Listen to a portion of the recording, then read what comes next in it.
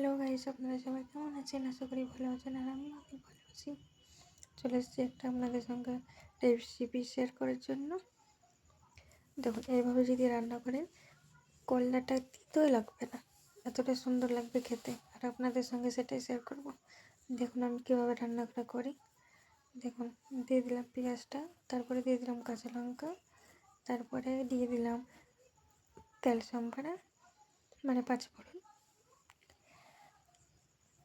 তারপরে দিয়ে দিয়েছি করলাটার আলুটা ভালো করে ধুয়ে রেখেছিলাম। দেখুন ভালো করে নাড়া দিয়ে নিচ্ছি, মানে তলে তলে লাগবে না, তার জন্যে দিয়ে দিচ্ছি হলুদ, তারপরে দিয়ে দিচ্ছি লবণ। খুব সহজভাবে রান্নাটা করছি।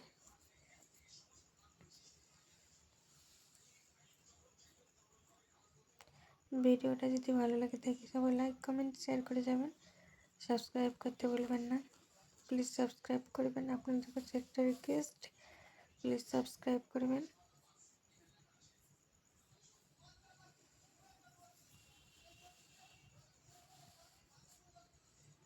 রান্নাটা কেমন হয়েছে সবাই কমেন্ট করে জানাবেন কিন্তু।